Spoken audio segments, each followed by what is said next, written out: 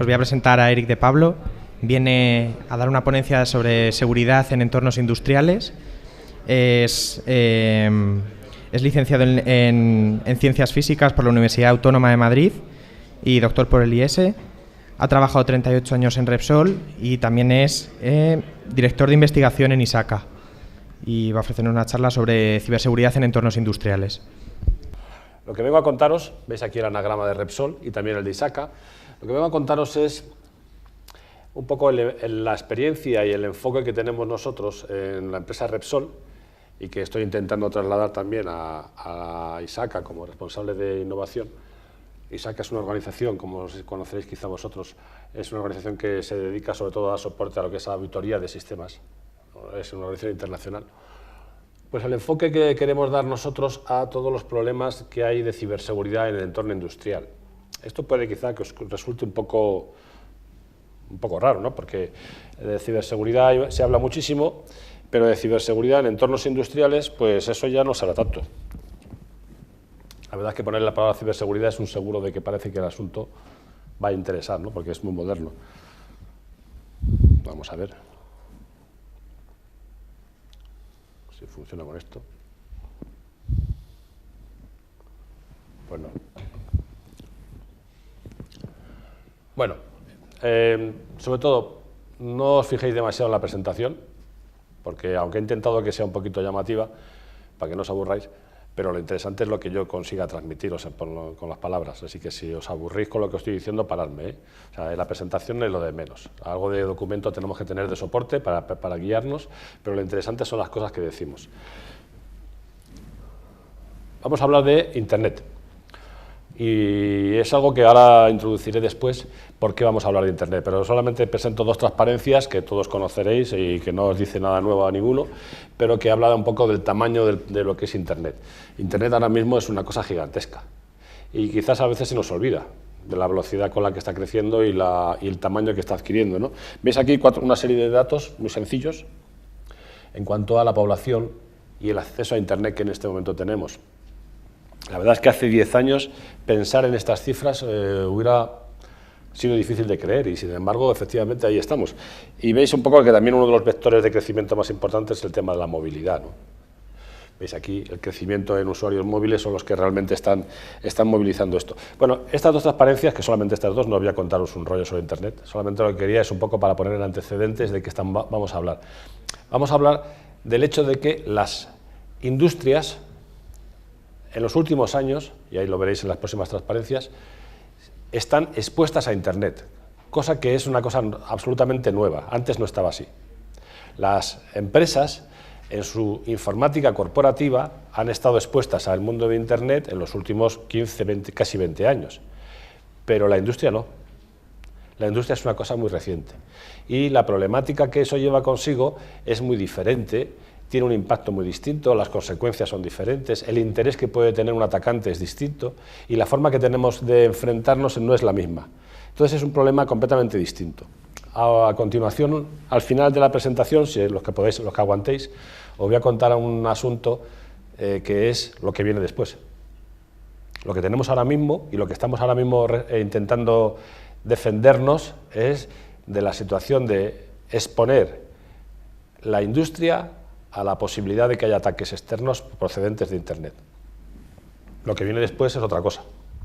Lo que viene después tiene que ver con Internet de las cosas y ya veréis a lo que nos puede llevar. Bueno, no sé si hace falta el puntero. ¿De dónde partimos? Pues partimos, como os he introducido ya, de una situación en donde hay unos sistemas de información que llevan ya muchos años funcionando, que llevan en la mayoría de las compañías, llevan en ocasiones 20 o 25 años funcionando de manera estable y en donde la situación derivada de conectar estos sistemas a Internet, pues ya hay una experiencia de por lo menos 15 años de ver cómo eso ha ido creciendo desde el punto de vista de agresividad y cómo defenderse a eso. En la mayoría de las empresas el tema de defenderse desde el punto de vista de la empresa, de la informática corporativa, defenderse del mundo de Internet es algo relativamente maduro, hay de todo. En las presentaciones anteriores habréis visto seguramente toda una variedad de situaciones, pero en general podríamos concluir con que ya hay una metodología y una forma de enfrentarse a los problemas de ese ataque desde el punto de vista de Internet a través de hardware, a través de procedimientos, a través de normas que hacen que las áreas de informática corporativa se sepan manejar razonablemente en este terreno.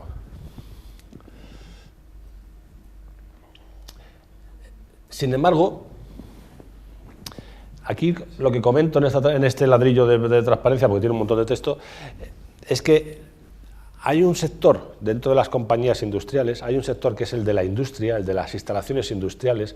Cuando digo instalaciones industriales estoy hablando de una planta eléctrica, estoy hablando de una depuradora, estoy hablando evidentemente, en el caso de mi compañía, de una refinería, que han tenido unos sistemas informáticos muy especiales para asegurar el control de esas industrias y que en los últimos años han dejado de ser una caja cerrada, aislada, que no tenía ninguna conexión con nada y que simplemente funcionaba y generaba dinero.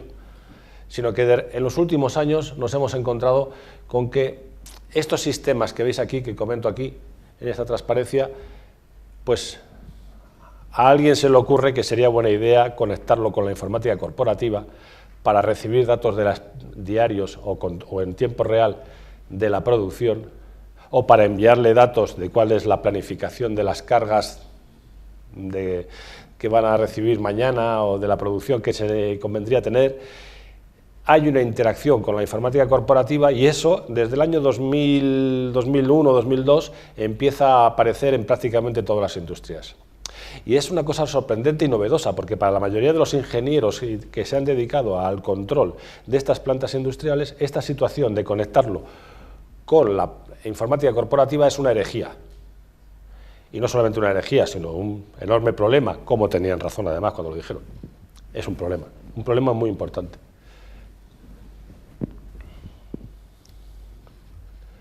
Y es una herejía porque estos sistemas, hacia alrededor de los años 90, eran cajas negras de un hardware dedicado, especial, hecho a medida para este tipo de cosas.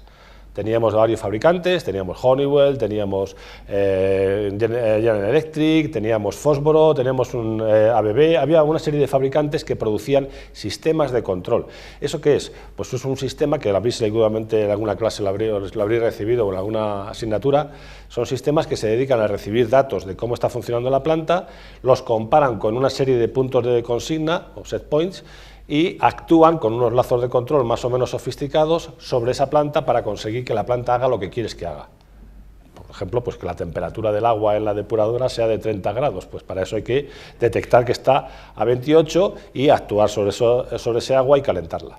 O que el fluido haya un determinado caudal o cosas por el estilo. Bueno, en cualquier caso, esos sistemas han sido todos hasta el año 2001, 2002, han sido todos propietarios y han utilizado tecnologías muy diferentes de las que había en la informática corporativa. Me veis ahí antes, en la transparencia anterior, he mencionado algunos protocolos de red. La LCN de Honeywell es un caso clásico, era una red probabilística. Teníamos la RS488, RS422, RS485, había una serie, luego los Fieldbus, el Modbus, una serie de protocolos, redes y hardware hechos a medida, ¿vale? Y bastante caros, por cierto. Bueno, eso traía como consecuencia que la forma de comportamiento de los responsables era muy peculiar, y sigue siendo, muy peculiar. Es decir, ellos en una planta industrial el objetivo es producir, no es la informática. La gente de sistemas, su objetivo es dar sistemas informáticos al negocio, pero la gente de una planta, su objetivo es producir. Y para ellos, un sistema de control es una herramienta más para producir. Una herramienta que en ocasiones, por simplificarlo y llevarlo al extremo, podríamos considerar casi como si fuera un compresor, es decir, es una máquina. y como tal, alguien se encarga del mantenimiento. ¿Y cómo funciona por dentro? Pues en el fondo tampoco me preocupa mucho. Lo que me interesa es que haga lo que tiene que hacer y que lo siga haciendo y que no deje de hacerlo, porque eso me da dinero. Bien, ese enfoque, estoy trivializando, es un poco más, no es tan exagerado, pero para que veáis un poco la idea, no pone el foco de las personas en la tecnología, sino pone el foco en para qué se usa. Y eso hace que hayan sido muy poco sensibles a lo que ha ocurrido en la década del 2000. En la década del 2000, debido a que se conectan estos sistemas a la red corporativa, los proveedores empiezan a cambiar el hardware y esos sistemas propietarios empiezan a migrar y pasan de ser cajas dedicadas, que era un servidor, pero vaya usted a saber el sistema operativo, a pasar a ser Linux, Unix, Linux, y ahora prácticamente todos son Windows. De tener redes, como os he dicho, a que empieza a aparecer el TCP/IP y cada vez más, y cada vez más. Y como veréis al final de la presentación, se va a quedar solo eso. Bueno, y en el momento en que nos encontramos con un sistema que está basado en Windows, que tiene una red, la principal por lo menos, que es TCP/IP, y que está conectada de alguna manera con la compañía, ahí nos encontramos ya con un problema, señores. Creo que es bastante evidente. Es una prolongación. La planta es una prolongación de la red corporativa. Y por lo tanto, todo lo que le pueda ocurrir a la red corporativa, pues potencialmente le puede ocurrir a la planta. Pero con el agravante de que las personas que están al cargo de esos sistemas no están sensibilizados al respecto. No estaban, ahora ya sí lo están. No estaban sensibilizadas al respecto, estaban más preocupados de lo que os he dicho antes, de conseguir que la planta produzca lo que tiene que producir, que es el objetivo. Entonces, en ese escenario, lo digo porque es un escenario que es bastante complejo. Bueno, pues nos vamos a encontrar un poco como la situación real que tenemos en Internet. En Internet pues tenemos un problema de ciberseguridad. No es nuevo, en esta semana os lo han contado 14 veces, no es ninguna cosa nueva. Tenemos un problema de ciberseguridad con una colección de ataques variopintos. Lo que ocurre es que algunos de esos ataques resulta que ya se dirigen y se diseñan para las plantas industriales, ya tiene mala leche, para las plantas industriales. Y aparecen los primeros a finales de la década del 2000, ahora os contaré luego a continuación algunos de ellos y un poco las consecuencias que ha tenido. Pero el caso es que los ataques que puede recibir los conocidos y lo que sea más llamativo es lo de menos. El caso es que estamos expuestos a lo que os he dicho antes, a 2.000 millones, a 3.000 millones de personas o de conexiones externas que potencialmente pueden hacernos algo. Y claro, es una cifra tan grande que el número de posibles cosas que pueden ocurrir por error, por malicia, por fallo, por lo que quieras, es muy variado. Eso hace que empiezan a aparecer una serie de reglamentaciones en Europa, en Estados Unidos y en España, intentando de una forma bastante, yo diría que preliminar, intentando atacar este asunto. Es decir, avisando, ojo, pero poco más, porque estas reglamentaciones no dicen gran cosa. Aquí tenía en la presentación, tengo un vídeo que os lo voy a presentar a ver si se ve, no sé si se verá, a ver si consigo que se vea, pero que es bastante llamativo. A ver. No, pues no sé si se ve porque... Aquí está, a ver si se ve esto en grande.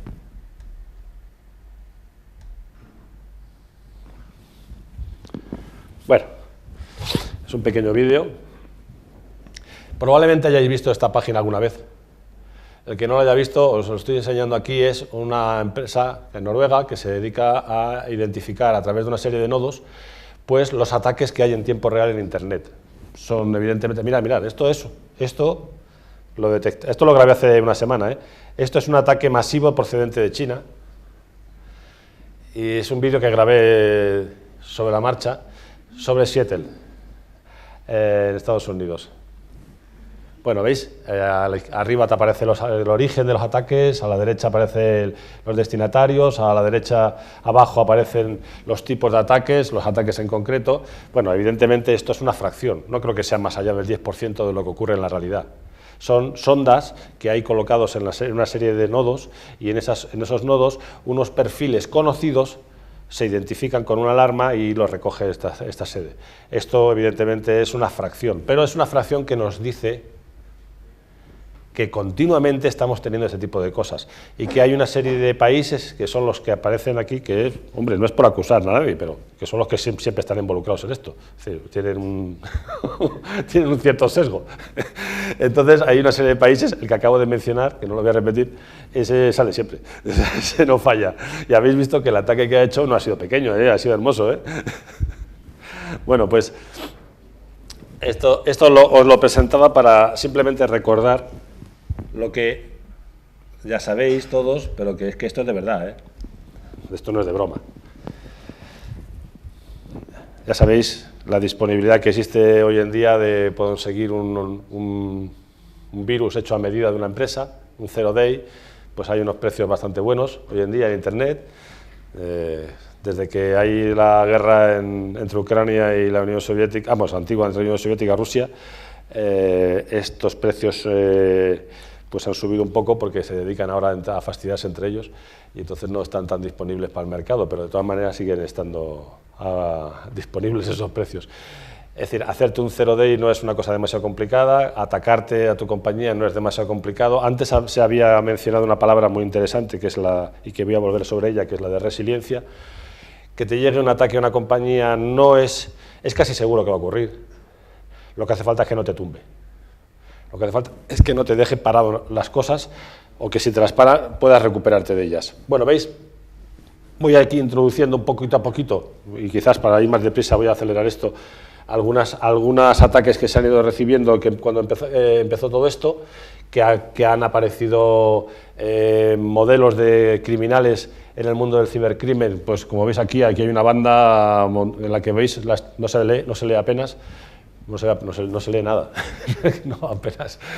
En la que veis aquí arriba, pues los programadores, distribuidores, los técnicos, los hackers, los defraudadores, los proveedores de hosting, los vendedores, en fin, aquí hay una serie de perfiles y funciones que son necesarias para conseguir que un ataque actual funcione. Los ataques que de hace unos años, en donde un hacker, por quedar bien o por una cuestión de reconocimiento, en su casa aislado o en su garaje hacía un ataque, eso sigue habiendo, pero ya no es así, Esto ya es más el perfil de los ataques actuales y no tenemos que irnos al informe de Mandiant y ver con lo que ha ocurrido con el gobierno chino, ¿no?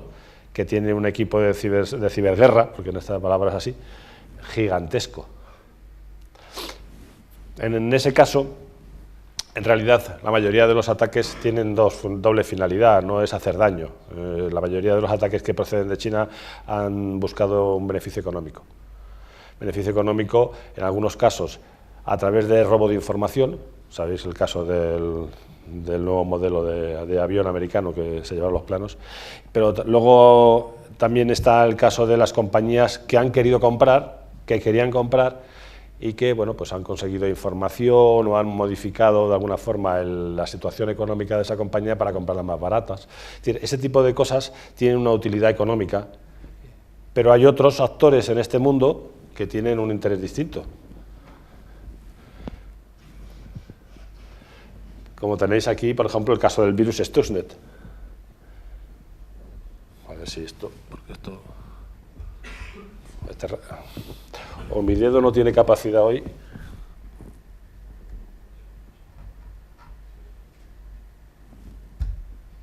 Bueno, os cuento ahora muy rápidamente para no alargar demasiado la sesión.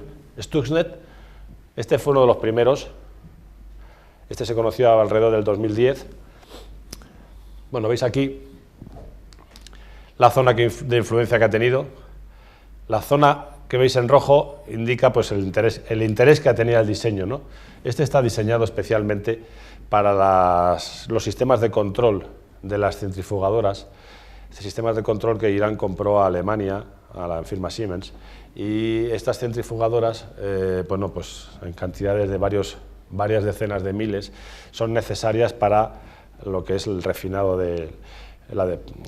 depuración del uranio y pasarlo a una versión de uranio que sea más radiactiva. Eso, pues, bueno, se hace a través de un procedimiento de centrifugación porque tiene diferente peso, diferente densidad, y es muy poco eficiente, entonces hay que utilizar muchísimas. El sistema de control de esas centrifugadoras está basado en un equipo, y parar esos equipos y abortarlos les ha supuesto, según muchos analistas, casi un año de retraso, sin haber gastado ni una bomba. ¿Quién lo ha diseñado? Pues que a quién le interesaba que eso parara. Pues hay países por aquí y países por aquí que pueden estar interesados en que efectivamente eso ocurriera con una inversión mínima desde el punto de vista de personas, con una inversión de software. Bueno, este ha sido uno de los más llamativos. Evidentemente no ha sido el único. Aquí veis, pertenece a un folletito que ha editado La Vanguardia, muy interesante, sobre ciberguerra, que si no alguno lo ha comprado, se lo recomiendo porque está muy interesante, que cuenta un poco el circuito de creación e implantación de Stuxnet.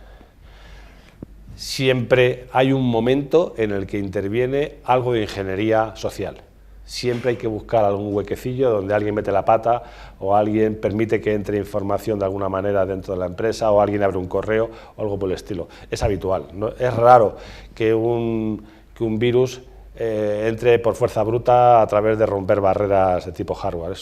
A veces se hace, ¿no? Pero lo habitual es que haya algún paso en el que interviene algo de ingeniería social. También tenemos Flame, que ese es un heredero, es bastante más sofisticado. Este es más preocupante, porque este no hace nada. Entonces, este no destroza ni hace nada, simple y llanamente roba información.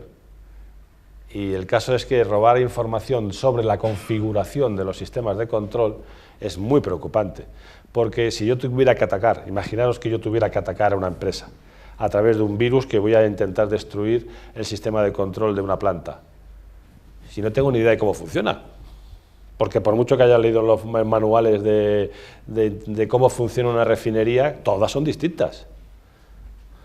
Y los lazos de control son todos distintos, y cómo se llaman son todos distintos. ¿Qué lazo de control tengo que atacar? Ni idea. ¿Qué es lo primero que tienes que hacer? Esto. Robar información sobre cómo está la configuración de ese sistema. A partir de eso, y con técnicos que conozcan ese tipo de sector, puedes deducir cuáles son los lazos de control o los puntos de consigna que tengo yo que atacar y en donde yo tengo alguna utilidad. Porque controlar la puerta de la entrada a la sala de control pues tiene una utilidad pequeña. Pero controlar el sistema de defensa contra incendios ya no es lo mismo. Eso ya tiene más interés. Ese es uno de los ataques más entretenidos que se puede hacer. Atacar el sistema de defensa contra incendios. Siempre te dicen, bueno, pues no pasa nada, pues ya lo arrancamos otra vez y ya está. Pero si tú a la vez que haces un ataque del sistema de contraincendios llevas un dron con un pequeño explosivo, ¿qué ocurre? Pues que no hay protección en la planta, en ese momento. Media hora después sí, pero en ese momento no hay protección en la planta. Con lo cual un pequeño explosivo puede provocar un desastre total. Pues para eso no hay protección, ¿eh? Oye, no me robéis la idea, ¿eh? Bueno, esto ya se ha ido para atrás, así que vamos a ver si esto vuelve.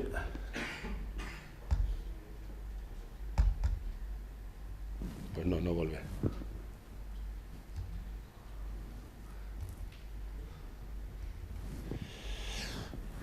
Bueno.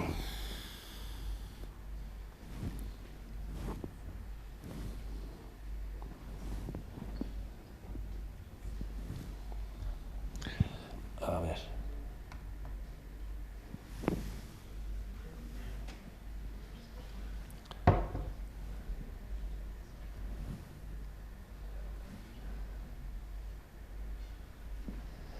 Va un poco lento este equipo, ¿eh?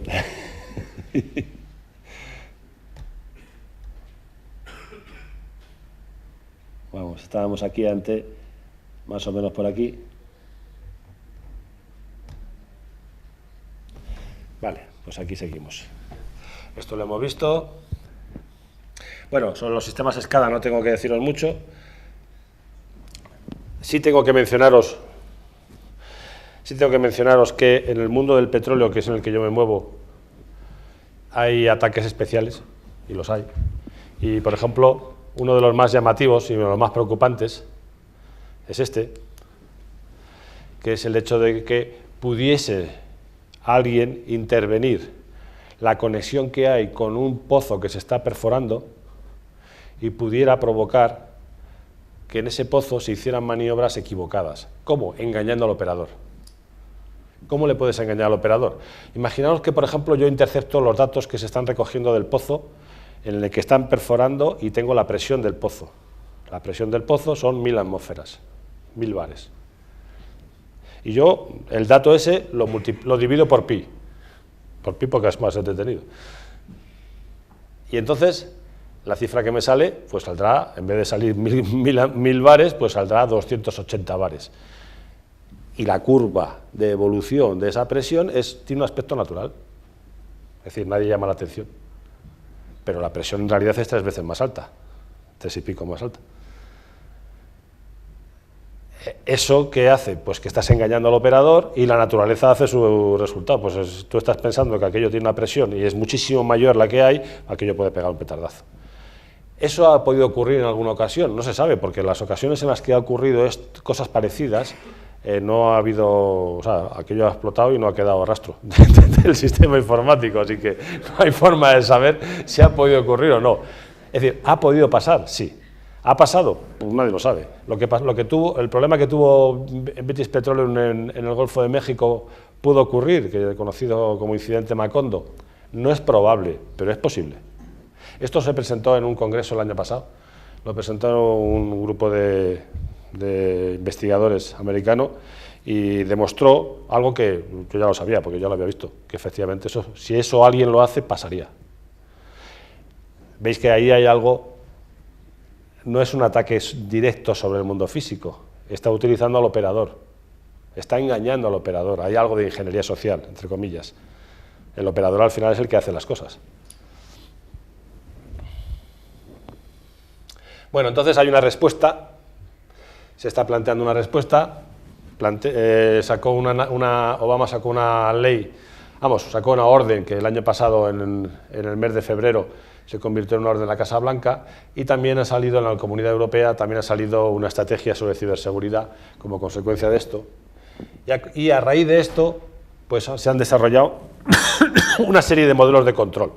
Bueno, ahora lo que voy a dedicar unos minutos, intento que no sea mucho porque es un poco ladrillo, es a hablaros de lo que son modelos de control, para que conozcáis. Me imagino que en estos días, en la presentación anterior y en otras presentaciones, se han utilizado palabras que tienen que ver con el concepto de modelos de control. Voy a intentar explicaroslo desde un punto de vista más sistemático. Veis que hay un montón, pues para elegir, tenéis para elegir. Desde estos que fueron los primeros, los del NIST son bastante buenos, este es europeo, este es una recopilación española.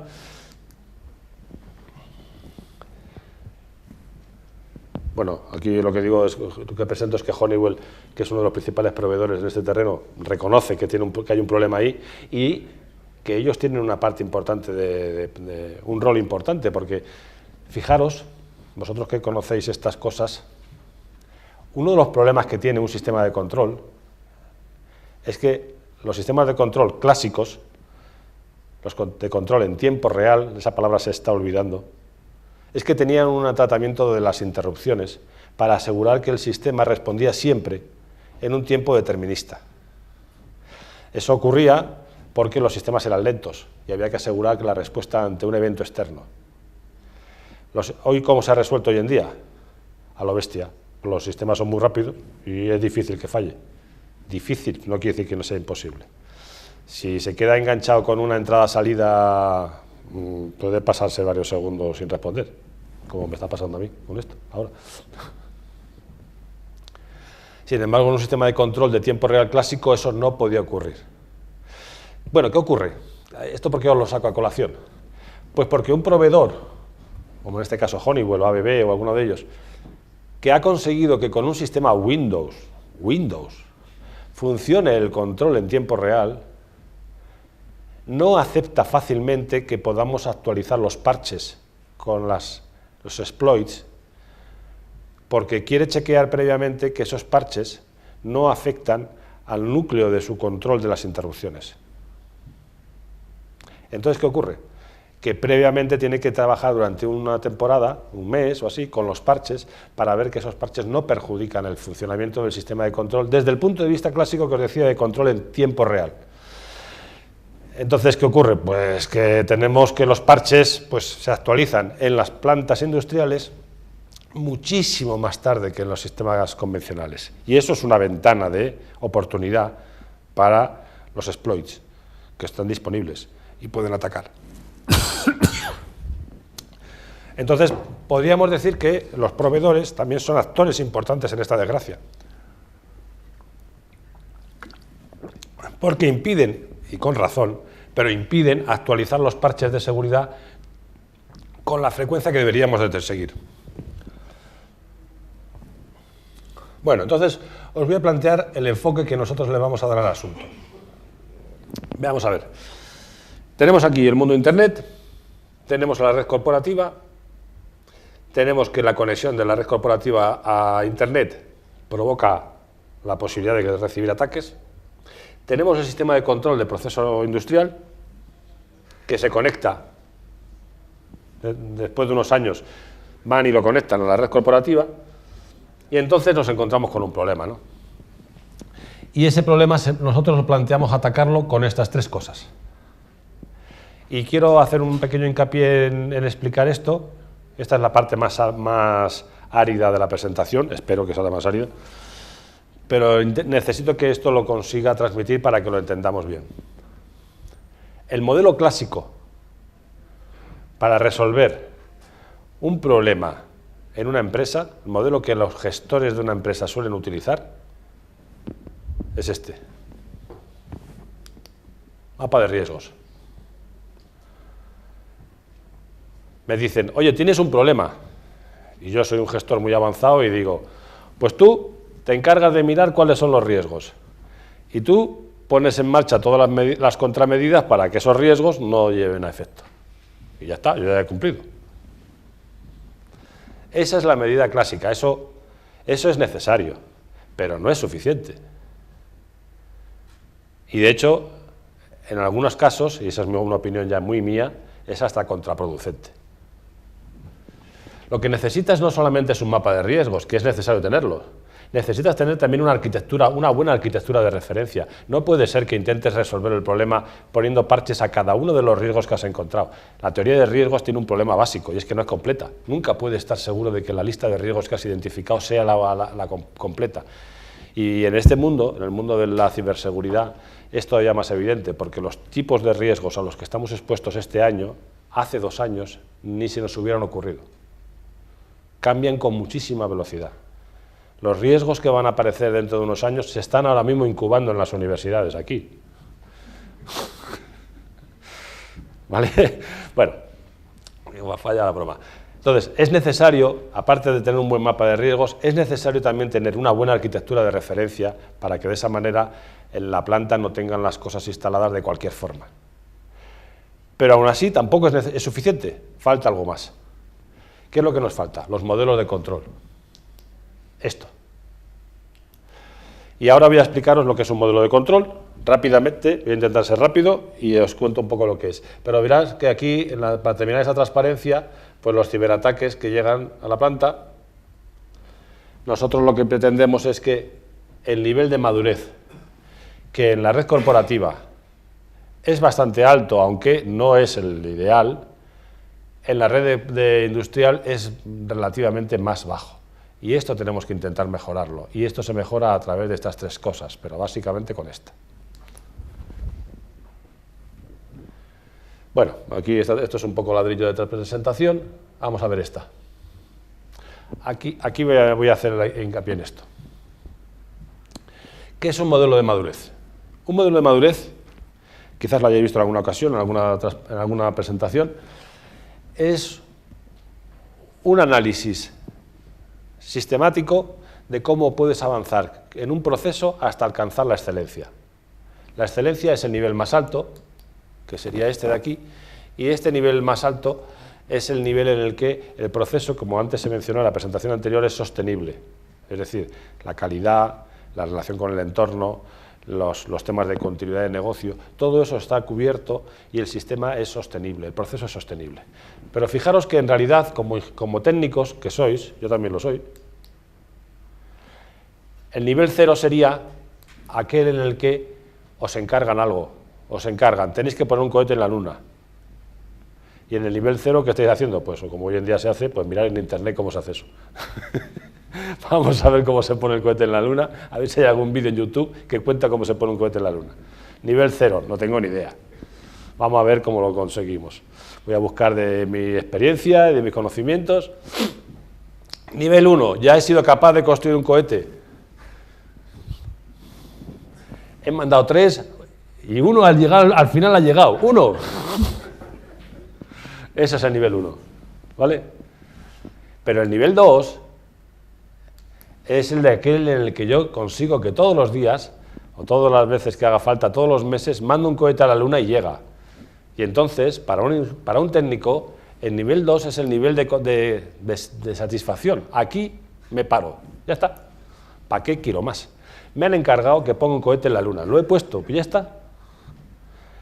Y vienen y me cuentan que detrás del nivel 2 hay el 3, el 4 y el 5, pero vaya rollo, ¿no? Si yo ya tengo mi nivel 2, es decir, yo pongo el cohete todos los días. Bueno, hoy no porque estoy acatarrado. Y mañana tampoco, porque mañana tengo un cumpleaños. Y la semana que viene quizás no, porque me voy a ir a otra empresa. Y entonces, ¿qué pasa? Pues que no funciona. Depende de las personas. Dependen de la experiencia concreta de las personas. No está procedimentado, no tiene análisis de riesgos, no tiene controles para proteger esos riesgos, no tiene analizadas las excepciones. Todo lo que consigue que un modelo de control que hace robusto un proceso no existe en el nivel 2. En el nivel 2 es que conseguimos que las cosas funcionen, pero nada más. Pasar al nivel 3 significa que tú ya tienes que tener identificado cuáles son los riesgos, cómo los voy a mitigar. Defino unos controles. Un control para un riesgo es un riesgo, por ejemplo, es pues que no se haga copias de seguridad, por ejemplo, ¿no? ¿Cuál sería el control? Pues que haya una lista de las copias de seguridad que la revise otro. De manera que cuando falte alguno, alguien que no está involucrado en ese asunto llame la atención. Eso es un control. No es que sea muy bueno, pero es un control, se me acaba de ocurrir. Un control es algo que intenta mitigar un riesgo. ¿Qué hay que hacer? Diseñarlos. Hay que escribir los procedimientos. En este caso, tendríamos que escribir un procedimiento. No sé quién tiene que revisar todos los días que la lista de las copias de seguridad está al día y actualizada. Y tiene que firmar. Lo de firmar es un coñazo, porque hoy en día ya no se firma, todo se hace electrónico, pero os hagáis una idea. Eso sería movernos en el nivel 3. Cuando consigo que eso funcione, y realmente esos controles estén operativos y los pueda chequear que efectivamente están operativos, ahí me estoy moviendo en el nivel 4. El sistema es predecible. Y moverte al 5 significa que ya estás en el proceso de mejora continua, que habréis visto que todas las normas que hay por ahí, que hoy en día se desarrollan, buscan un proceso circular en donde aparece al final la mejora continua. Es porque reflejan esto, enrollado. Pero no es más que esto. Bueno, aquí entonces lo que quiero enseñaros es que del nivel 3 para arriba solo puedes avanzar si tienes un modelo de control. Si no, te quedas aquí atascado. No es mal sitio, sobre todo si tú eres el responsable, porque todo depende de ti y entonces eres insustituible, pero el nivel 2 para el dueño de la empresa o para el consejo de administración de la empresa es inaceptable. Hay mucho riesgo. Si ese señor se va a la competencia, la hemos fastidiado. Y los modelos de control, pues como os decía antes, son bastante útiles a partir de este punto. De aquí para arriba son imprescindibles, son útiles en esta zona, y de aquí abajo son peligrosos. ¿Por qué son peligrosos de aquí abajo? Porque generan falso confort. Oye, pues si yo ya hice mi análisis de riesgos y ya puse los elementos de mitigación necesarios. Sí, pero tú no has cambiado nada. No has modificado nada. Fijaros que esto, aquí, cuando tú estableces ya los modelos, los controles, estos controles tienen muchos procedimientos que hacen que la gente cambie la forma de trabajo. Y, aunque parezca una tontería, este es el quid de la cuestión. Conseguir que las personas cambien la forma de trabajar. Que ante una colección de cosas que te pueden ocurrir, tengas sobre cada una de ellas, tengas ya una guía. Fijaros el concepto de madurez, para seguir un poco la palabra en el lenguaje llano. ¿Qué es preferible? Mandar a tu hijo pequeño a una ciudad que nunca ha ido, nunca ha estado en la ciudad, siempre ha vivido en un pueblo, lo mandas a la ciudad y le mandas con una lista de cosas que tiene que hacer con lo que se encuentre. Cuando llegue a un semáforo, pues tienes que esperar a que se ponga en rojo. Cuando pasen coches, mira antes. Tal. Le pones una lista de cosas. ¿Qué prefieres, eso o que esa persona sea madura? Que esa persona tenga una experiencia, que haya estado viendo un montón de cosas, que tenga una... ¿Por qué? Porque el problema que tiene el enfoque anterior, que es el de análisis de riesgos, es que seguro que se va a encontrar con algo que no está en la lista y no va a saber qué hacer.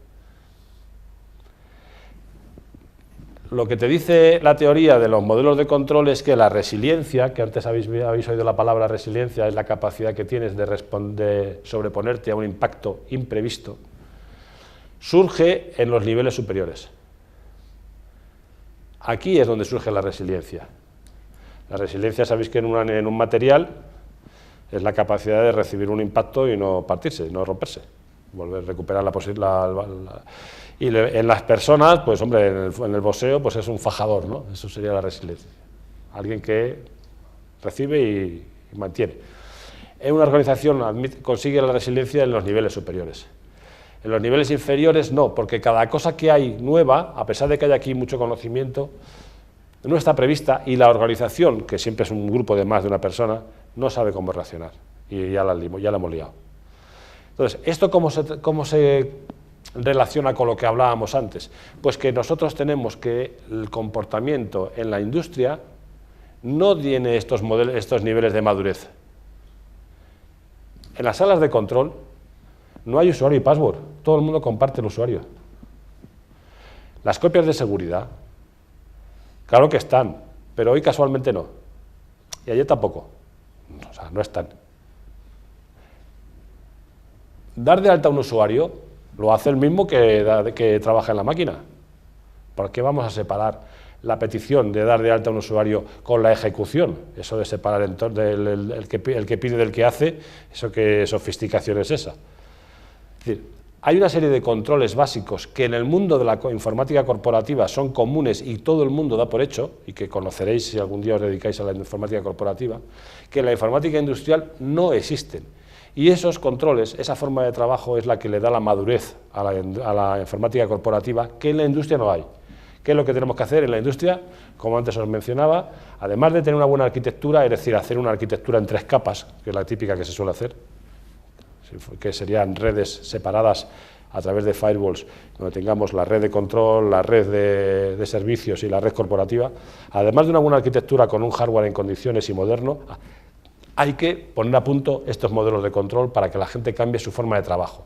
Tú vas a un centro de proceso de datos y llegas con tu portátil, con ese, vas a enchufarlo y te aparece uno enseguida y te dice, ¿tú quién eres? ¿Cómo has entrado aquí? ¿Y cómo que vas a enchufar todo esto aquí? Venga, hombre, anda, fuera. No te dejan, porque la gente está avisada y conoce cuáles son los problemas, los riesgos que existen. Y lo tienen muy vivo, porque continuamente están haciendo controles sobre su forma de trabajo. Pero vas a una planta y nadie te dice nada. Nadie te va a decir nada. Tú llegas allí con eso y dirás, pues este debe ser el experto, el responsable de, yo qué sé, del PLC no sé cuántos.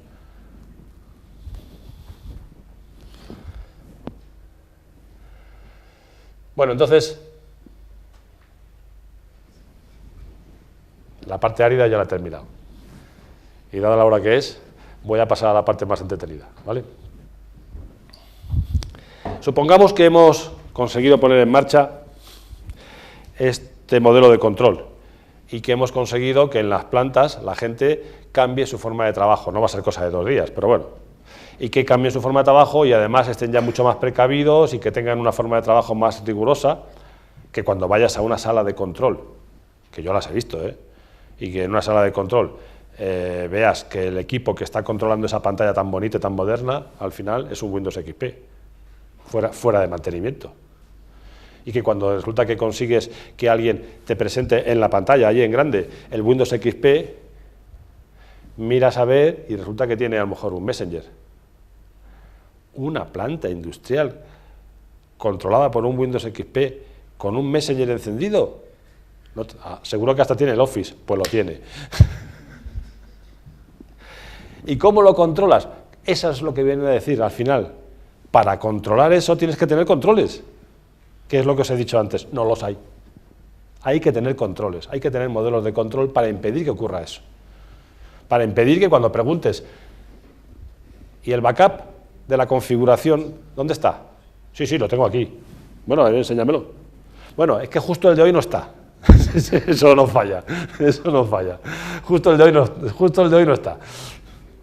Bueno, con un poco de suerte conseguimos y sacamos adelante esto. Esto en la industria ya estoy trivializando y haciendo un poquito broma al respecto, pero debido a la situación de estos últimos años, la industria se ha sensibilizado bastante y esto está en proceso de cambio. O sea, la foto quizás no es del día de hoy. Lo que os estoy contando es de hace un tiempecito, porque está cambiando, pero de todas maneras todavía no está en una situación óptima. Bueno, entonces, ante esta situación, digamos, bueno, la industria que tiene, una de las características de la industria es que es muy estable. Para lo que estéis acostumbrados vosotros tenéis un tiempo característico de meses. Las tecnologías en el mundo de los sistemas de información tienen ciclos de meses, 6 meses, 8 meses, 1 año máximo. En el mundo de la industria, pues hombre, no tienen más que ver que, por ejemplo, los plásticos son de los años 40, o incluso antes. Que las refinerías se refinan casi como siempre. Que los coches no se diferencian mucho de los antiguos, salvo en la informática que llevan. Que un 747 lo sacaron en el año 1966. O sea que tiene unos cuantos años. Es decir, en la industria los tiempos característicos son de décadas. ¿De acuerdo? Es importante que manejemos estos conceptos. ¿Por qué? Porque estáis acostumbrados a una evolución muy rápida y aquí estamos hablando de un sector que no está acostumbrado a esa evolución tan rápida. ¿Y qué va a ocurrir? Dice, bueno, pero ¿nos van a cambiar el paso? Sí, nos lo van a cambiar. Ya se lo han cambiado en los últimos 15 años con la introducción de Windows, con la introducción del TCP/IP, que decía antes, pero ahora con la entrada de Internet de las cosas la cosa va a ser muy distinta. Aquí tengo una transparencia sencilla sobre la evolución de los servicios en Internet, como veis ahí.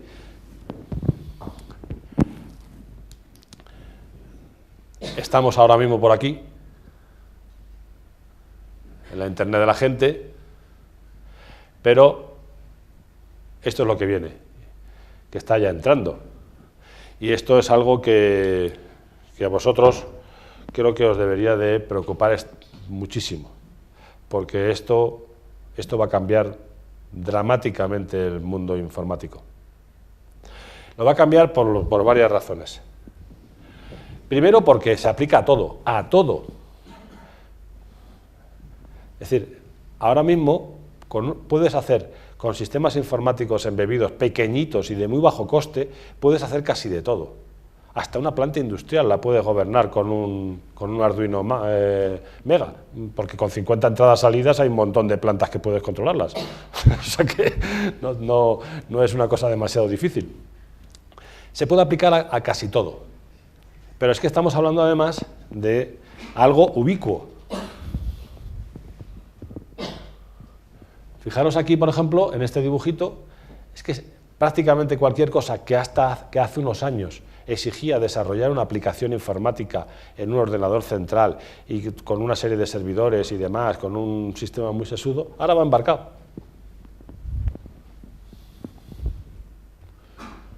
Hay aquí un montón de utilidades, no voy a entrar a contárosla, porque veis la transparencia es autoexplicativa. Estamos hablando de que en la próxima transparencia se ve, estamos hablando de decenas de miles de millones de dispositivos conectados a Internet en los próximos 5 años. Es una salvajada. Y eso es un ecosistema que genera su propio mercado, sus propias necesidades, pero también afecta a todo, incluso afecta al negocio vuestro, al negocio de los sistemas de información. Por eso es muy importante que estéis entrenados en esto y lo conozcáis bien. Aquel que no se haya dedicado y haya pasado por encima en las clases o en las asignaturas en las que se le haya explicado esto, le recomiendo que se vuelva un momentito y se lo piense y estudie esto, que lo estudie bien.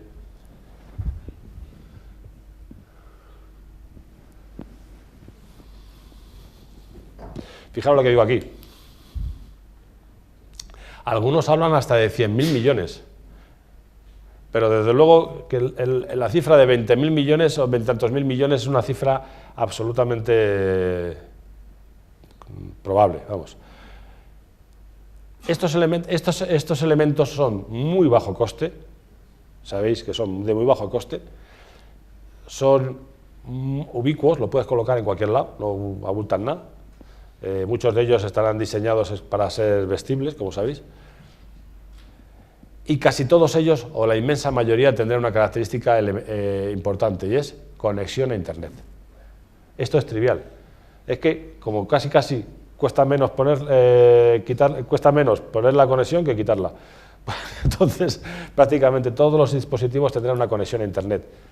Y claro, ahí aparecen unos problemas que antes hablábamos de la nube, de subir la información a la nube, de todo este tipo de cosas. ¿Por qué esto va a impactar a la industria? Porque ahora mismo poner un sistema de recogida de datos remoto en un gasoducto a 10 kilómetros de distancia supone comprar un equipo que tiene un sensor de temperatura, un sensor de presión y que tiene un sistema de comunicaciones. Estamos hablando de 15.000 euros, una cosa así. Con su cajita, todo bien colocado y demás. Yo veo venir dentro de unos poco tiempo que el responsable de poner el próximo remota, cuando lo va a poner, se va a encontrar con algún compañero vuestro que le va a decir: yo te lo pongo por 200 euros, si me apuras por 150. Y le va a contestar, hombre, estamos en una empresa muy seria, coño, nosotros no vamos a poner aquí esto, no me fastidies. Y le contesta: os pongo 2. o 3, ¿vale? 500 euros contra tus 15.000. Es decir, el futuro que tienen los dispositivos de sensorería, hoy en día basados en buses propietarios como Fieldbus, Modbus, los RS y todos los demás que hay, es cero, desaparecerán. Y vamos a tener el TCP/IP hasta el elemento final, hasta el punto de sensorería, hasta el punto de acción y al punto de medida. ¿Y eso qué significa? Que la vulnerabilidad llega hasta el punto final. ¿Lo veis? Entonces, es una oportunidad para trabajar, es una oportunidad para hacer cosas, es un riesgo de la leche.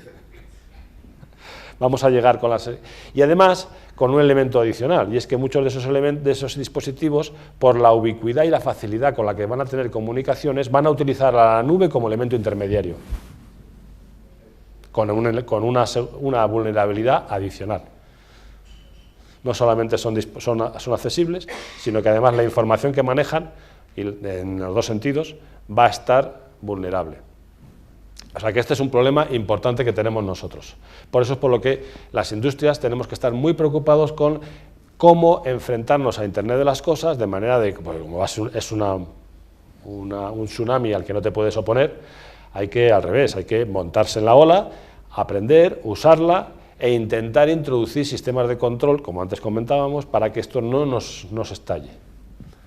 Bueno, lo que tengo ya para final, que es la traca final, esto ya es un asunto distinto, no tiene nada que ver con esto.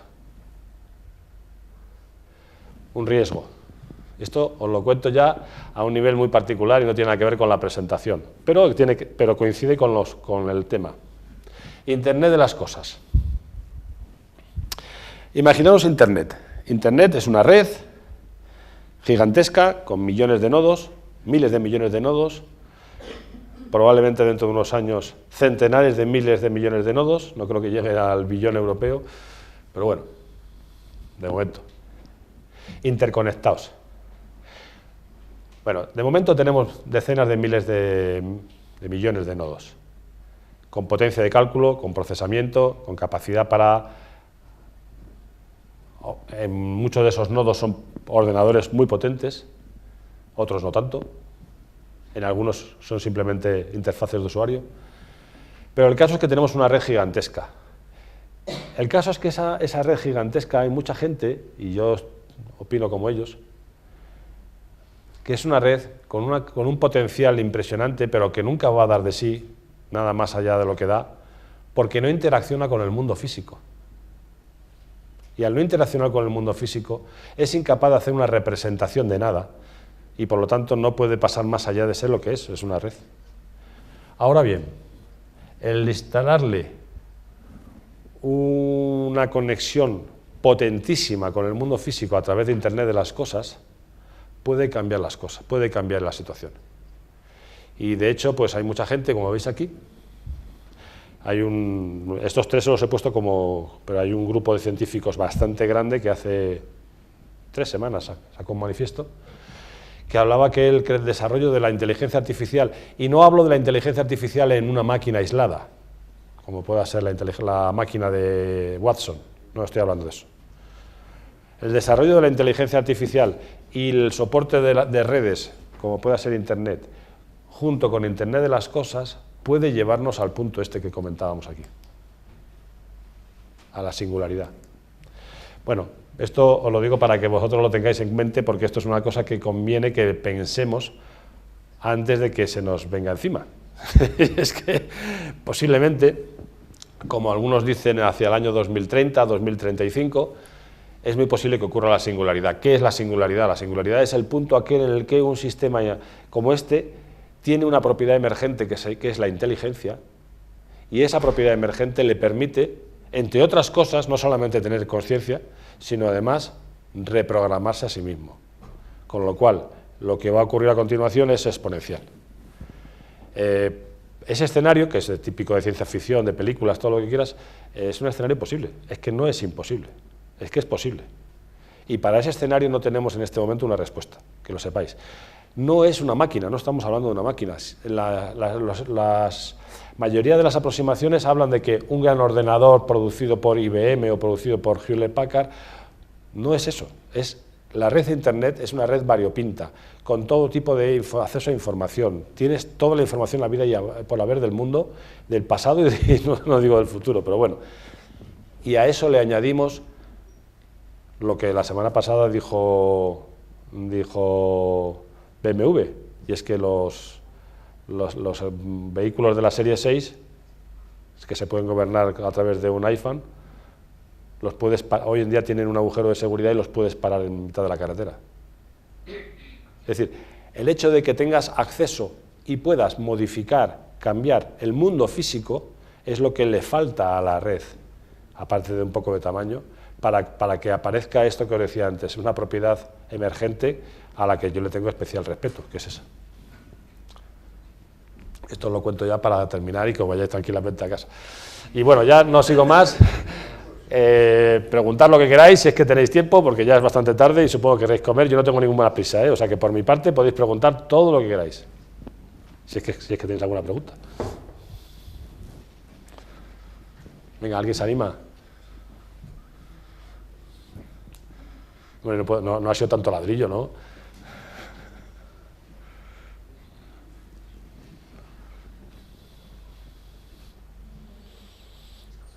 Ni siquiera sobre esto.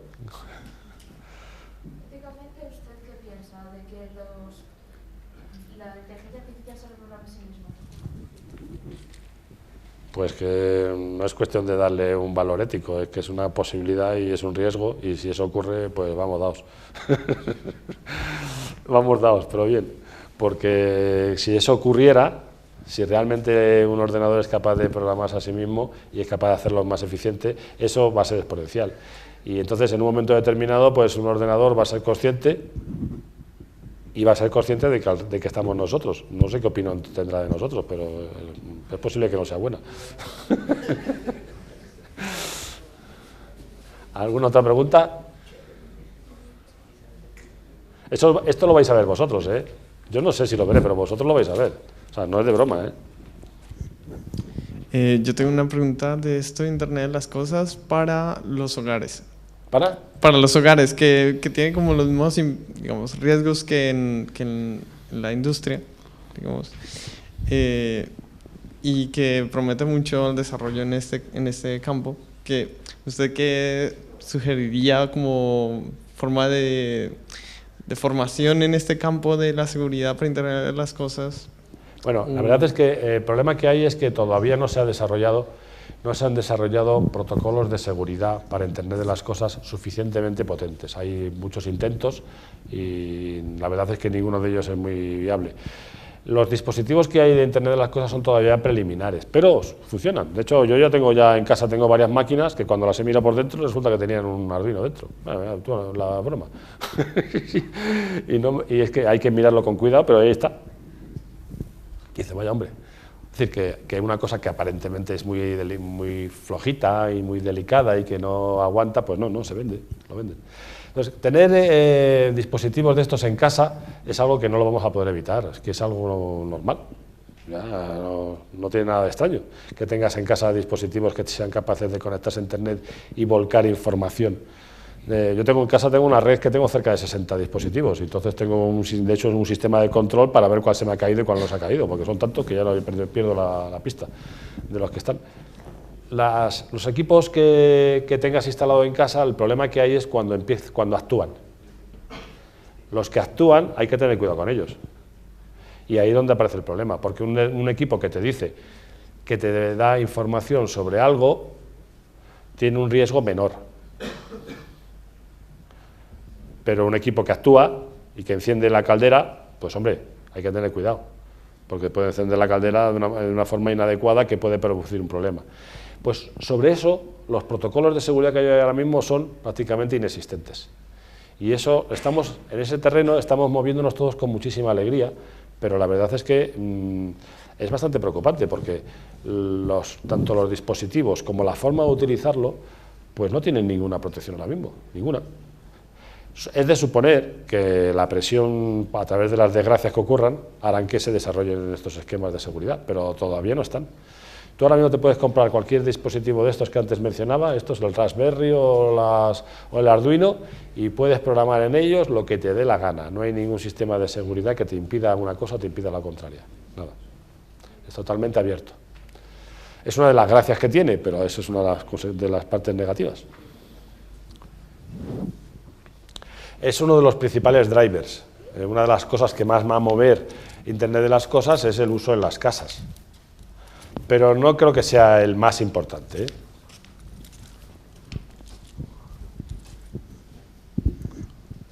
Hola, buenas. Nos contaba IBM el lunes sobre su sistema de inteligencia artificial y Watson.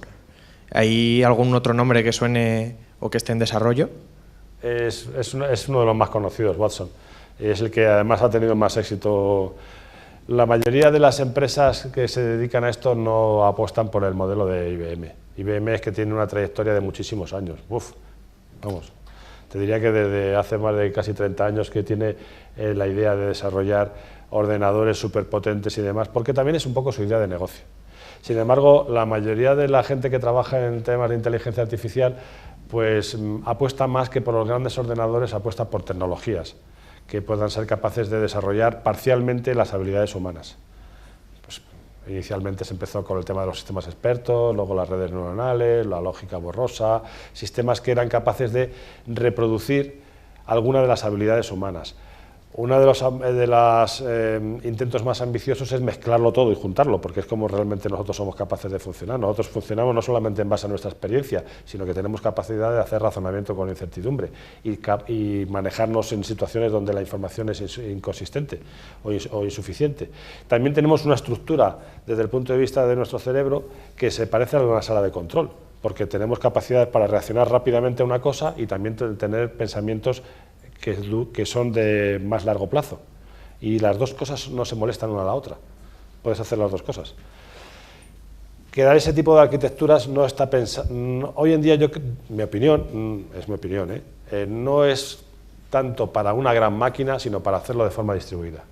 El modelo que tiene más futuro, para mi gusto, en inteligencia artificial es la distribuida, y el que tiene más riesgo también, porque una máquina controlarla, pues la metes en un edificio muy grande y bien cerrado,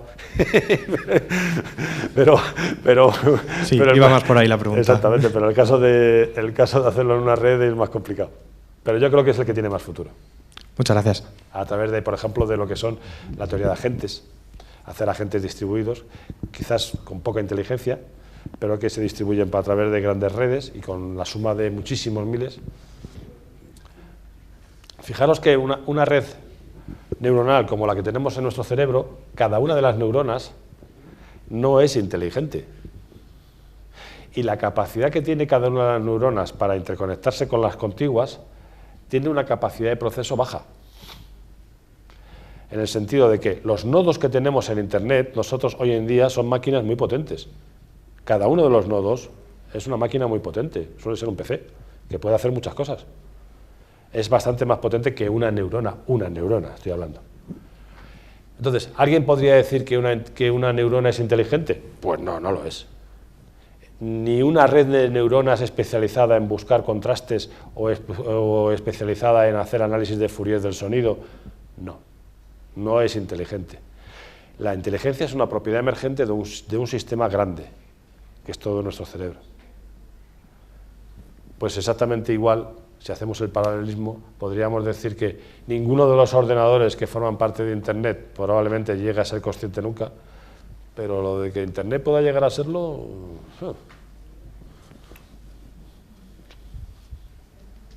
No me atrevo a decir que sí seguro, pero tiene pinta.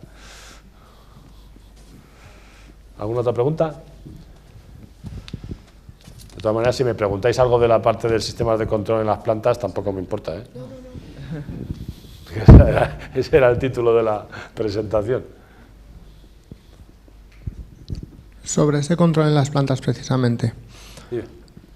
Para controlar esa seguridad, que sale más rentable, entre comillas, poner varios sensores de varios ordenadores para intentar reducir el riesgo de que al modificar uno externamente o por esa ingeniería social tú no controles cómo está esa presión, o poner una persona que decida si en dos o en tres puede haber una anomalía, por mínima que sea, y lo evite. Buena pregunta. Bueno, en realidad los problemas relacionados con la seguridad no suelen llevarse a un punto tan aislado de un sensor, sino que se suelen considerar como un ataque que se identifica con relativa facilidad porque produce un impacto en toda la red y se detecta a nivel de toda la red. Entonces, detectas que tienes un virus, detectas que algo está pasando, hay algún sistema que te identifica, tienes un IPS que te está identificando que hay algún problema. Es decir, hay sistemas que te identifican el problema, y que un virus sea tan silencioso como para entrar y modificar un sensor es un escenario realmente terrible, porque para eso hay poca capacidad. Yo, si realmente eso se produjera en alguna ocasión, lo que sugeriría es que se utilizaran técnicas de lógica borrosa para identificar a través de esas técnicas cuándo la instrumentación es fiable y cuándo no. Eso es un método que funciona. Lo que pasa es que cuesta dinero, y eso no se hace hoy en día porque no hay nada que nos obligue a hacerlo. Pero si realmente tuviéramos el riesgo, que espero que no se produzca, de que un virus sea tan silencioso como para atacar un sensor concreto y no se entera ni Dios de eso, efectivamente tendríamos que hacer algo del estilo de lo que has dicho. Y eso sería utilizar, en vez de desdoblar los sensores, que no hace falta, es poner sistemas de lógica borrosa que analizan en continuo el comportamiento del sensor. Le miran la primera derivada, la segunda derivada, la zona en la que se mueven y los modelos termodinámicos a los cuales están moviéndose. Y todo eso contribuye a subir o a bajar la confianza en el sensor.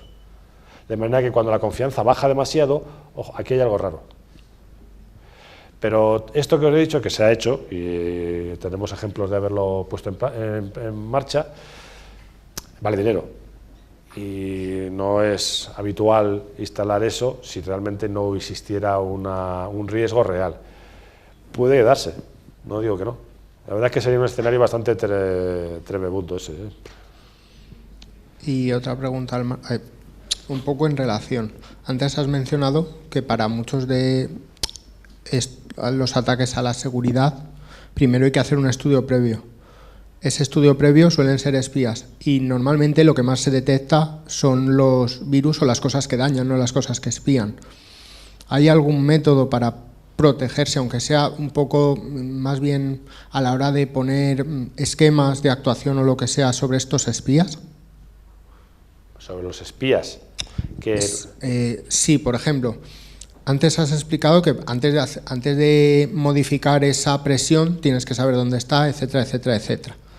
Que dices que para un hacker, antes de hacer eso, o sea, te pones en la piel del hacker. Antes de hacer nada, debería de saber por lo menos cómo está configurada la planta a la que quiere atacar. No, o sea, quiero decir, para protegerme de un posible ataque, tengo que pensar cómo me puede venir, ¿vale?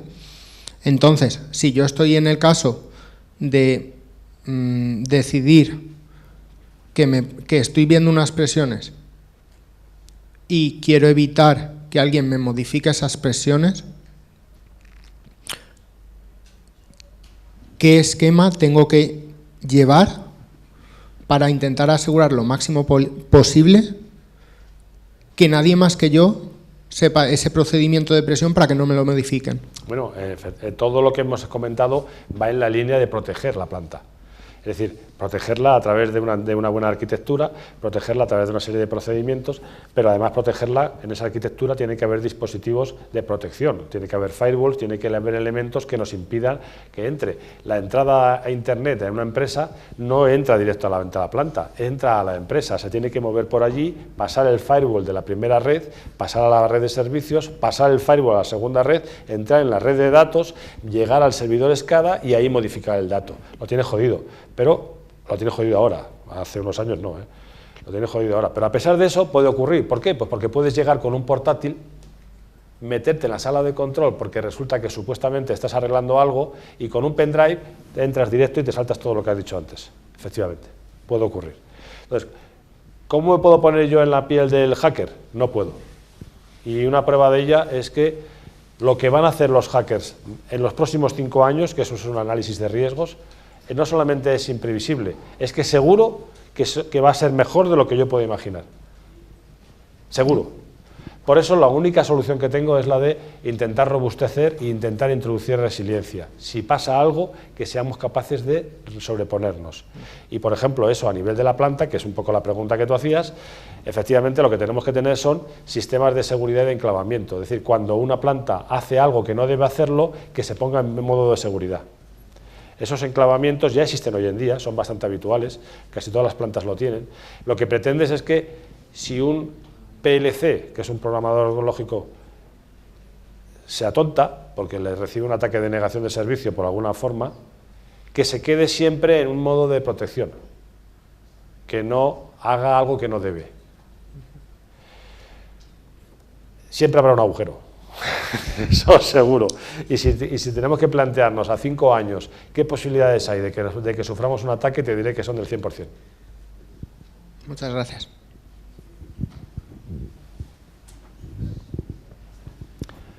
Me dicen que tengo que cortar porque se tiene que ir a comer. Bueno, pues nada, muchas gracias a todos.